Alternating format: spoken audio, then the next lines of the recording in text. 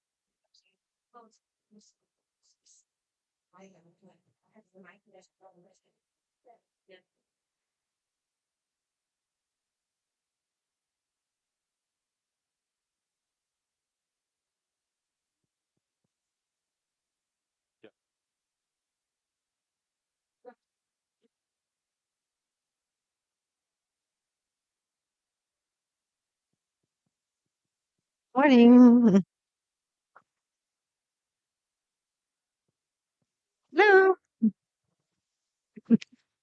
Hello. Good to see you. Fine. Yes, very well. Fine.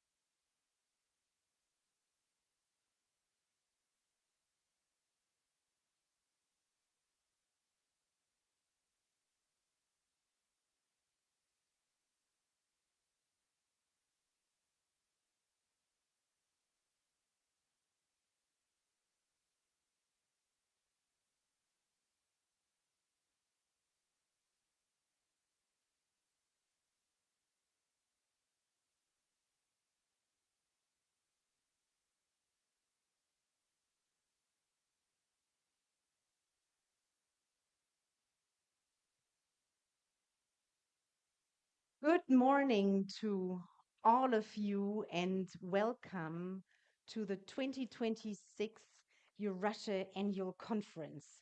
This is the 35th Annual Conference of EURASHE, and for this anniversary, the EURASHE team and the host team of the University of Applied Science Amsterdam have put together a very special program for you. I'm Annalena Kless-Kulik, and I have the pleasure to serve as Master of Ceremony for these days. We have two exciting days in front of us with a mix of keynotes, plenaries, panel discussions, and also, of course, the breakout sessions. And we will together explore the power of demand-driven research and innovation for Europe's competitiveness. Competitiveness, it's a big buzzword in many policy discussions, especially at European level. Policy and stakeholders are discussing that, particularly also in relation to the future EU funding programs for research and innovation in higher education. And competitiveness is, of course, also important in a world that is getting more and more uncertain. Europe's economic resilience relies on competitiveness, on regional innovation, on highly skilled workforces, and on the widespread application of knowledge. And universities of applied sciences, all of you here who represent them and work in different positions at these institutions, they are at the very heart of this. And we will explore the role of universities of applied sciences from very different angles with regard to competitiveness, because let's be honest, it's often a very abstract term. What does it actually mean in practice?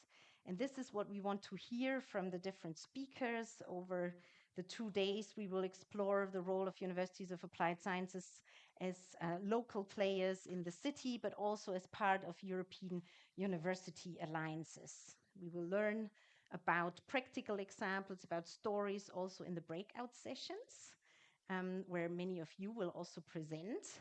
And I already tell the presenters, especially, stay here until the end of tomorrow, because we will have the EURASHE Star Awards tomorrow as well, where, who knows, you may be selected as one of the presenters with the best presentation. Before we dive into a program, I have also a few practical remarks to make. You see here John, John Edwards, the EURASHE Secretary General. He is the king and the master of the bell and of the time. So whenever you hear the bell ring, you already heard it coming back from the coffee break. You know you have to listen, because we will continue.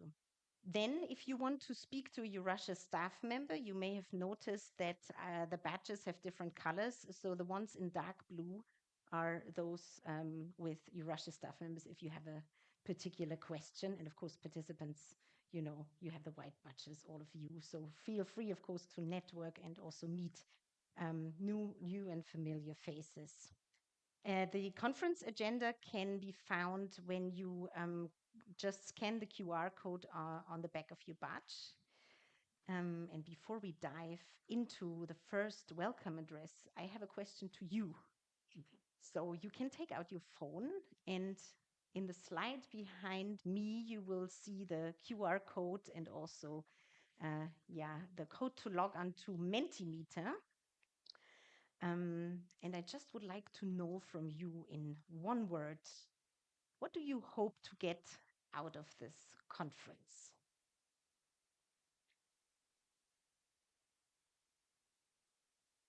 So we will have a nice word cloud behind us. Inspiration, ideas, connections, yes, networking, knowledge, information, joy, fun, that's important as well, of course. Relationships, experience, new partnerships, yes. All of this we hope we can deliver in these 2 days. And I have another question to you, which is a bit more related to the content of the conference. If you had to vote on a scale from 1, very low, to 5, very high, how confident are you that European research can meet industry demands in the next 5 years? And I know this is a very general question. You may know, argue, well, this depends on the area, on the field, on the sector. But I on purpose ask it like this, very general. What's your feeling? How confident are you? 3.3. Okay. So we still have some work to do here, huh, to convince you with some of the examples that will be presented as well. But okay, at least it's, it's on the upper side. Okay, great.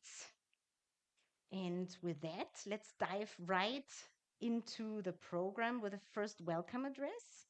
I give the floor now to Hannes Raffaseder, EURASHE President and CEO of St. Pölten University of Applied Sciences from Austria.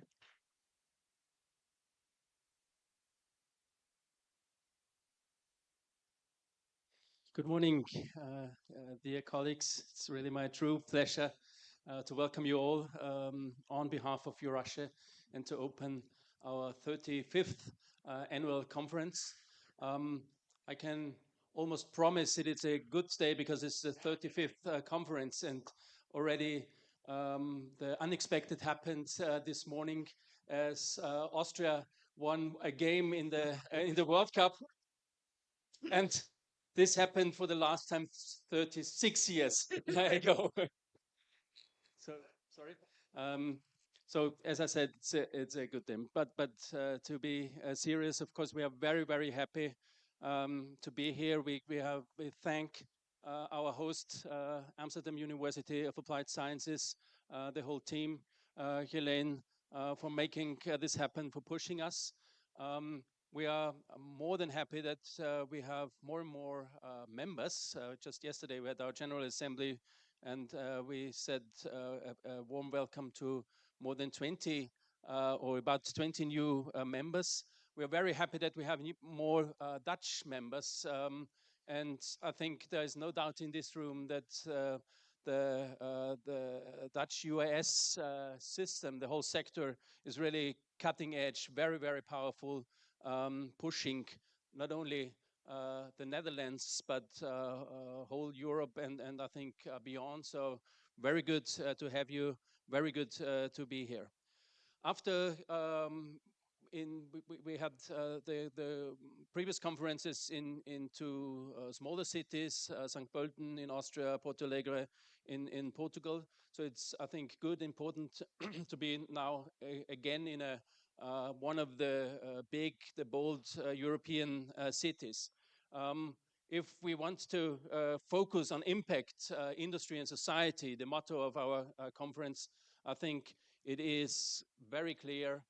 There can't be any question about it. We have to serve, of course, both the big cities with all their assets and the, let's say, more rural regions. And I think this is one of the strengths of our members, one of the strengths of EURASHE, that we really connect the regions, the cities, that we really connect the different member states all over Europe.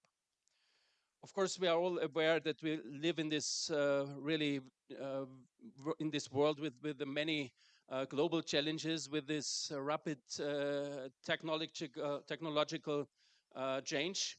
And at least in our, let's say, academic bubble, I think we are not. We have no doubt that research is even more important than ever. Of course, we need the basic, the blue sky, the curiosity-driven research. But above all, there's strong evidence that in Europe we are really have to close the gap between the fundamental research or the outputs from the fundamental research and the, let's say, market-oriented innovation. And I think this is exactly the role of us. This is the role and also the big opportunity in our times for the applied sciences. What we are doing is we really connect the fundamental research with the innovation, with the markets, with the industries. We connect the world of work with the universities. I think there is a strong demand here. We tend to live in separated bubbles. of course, we have to establish, or we have to relink research and society. More and more people really lack trust in science output. Just a few days ago, I read an article about the UK. Good to have them back in Erasmus and Horizon. And in the UK, I think only a third of the population thinks that it really is worth to invest time and money into higher education. So I think this should really make us think. So we have to reconnect society and research.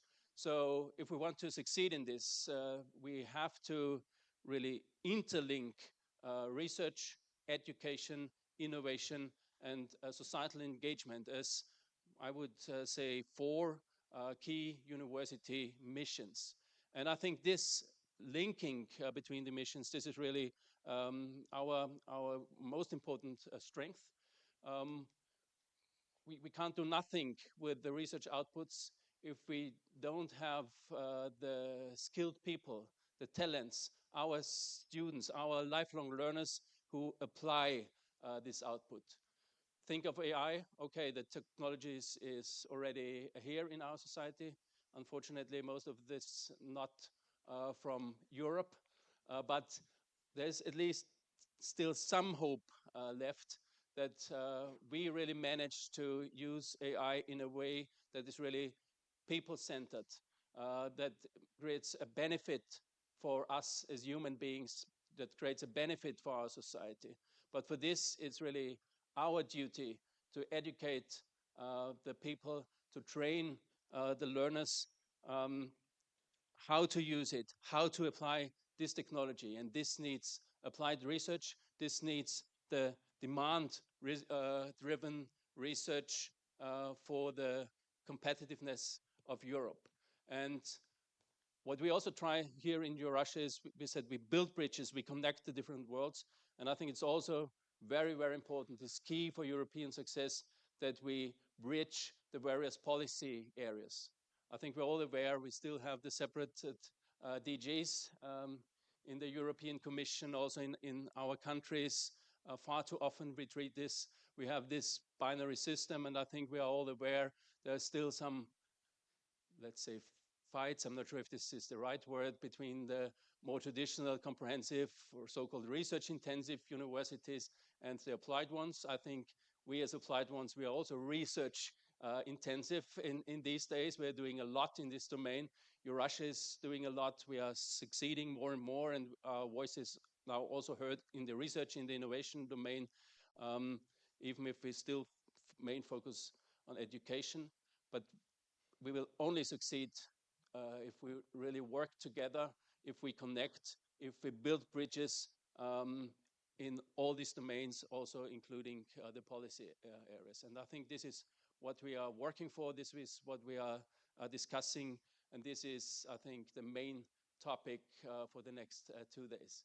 I'm very welcome to be here, and very, very happy to be here, and welcome you all. Looking forward to a fruitful and we said inspiration is a big word, so inspirational conference. Good luck to all of us. Thanks.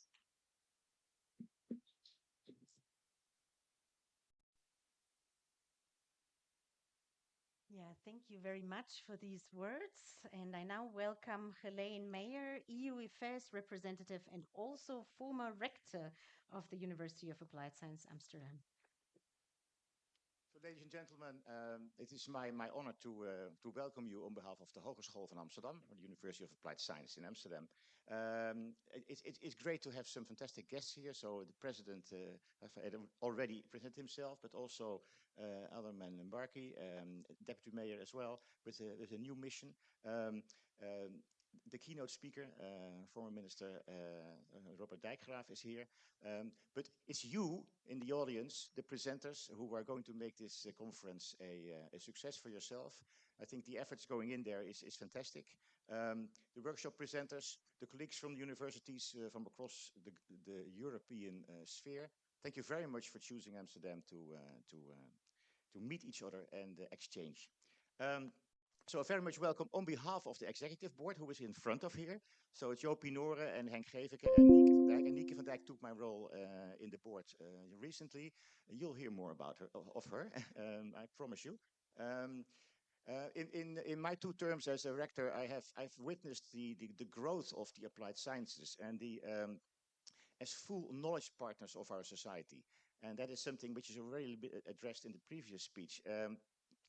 And in a beautiful word, you can call this the quadruple helix. It's knowledge institutes, it's companies, big and small, but it's also the public institutions that we have, the hospitals, the energy companies, which are around.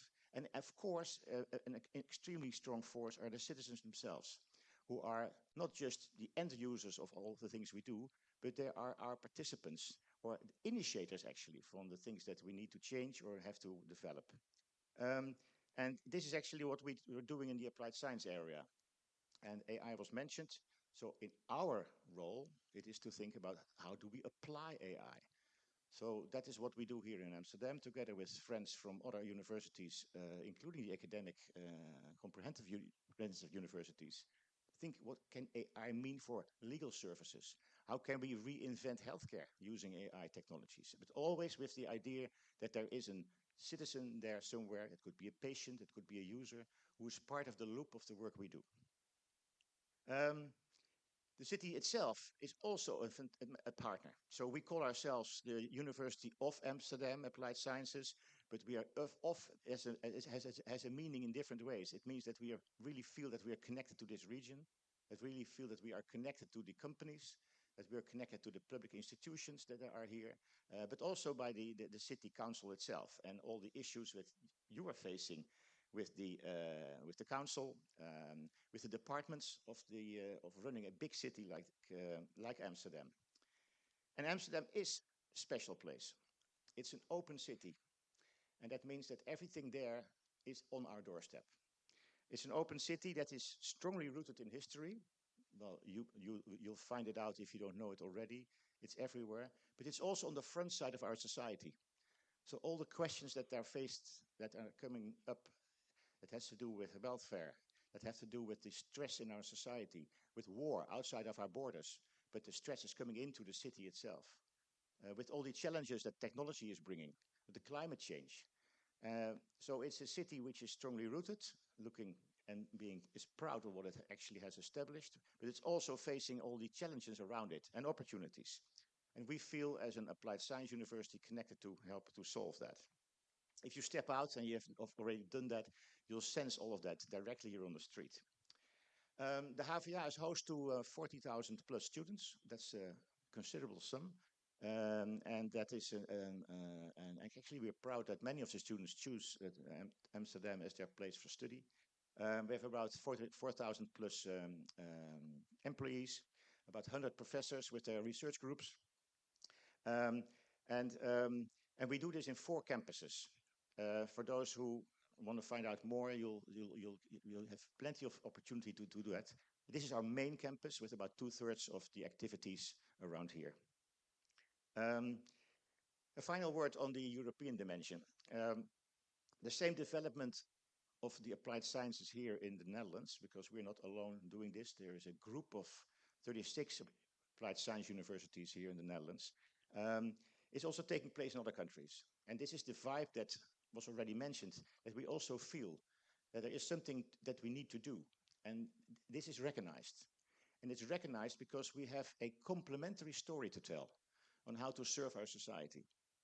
Complementary in the fact that we take results which others have produced, that we foster an open form of innovation where we try to exchange results, half results, and that we are truly interested in what effect that kind of work may have on our society, whether it's in commercial or in public space.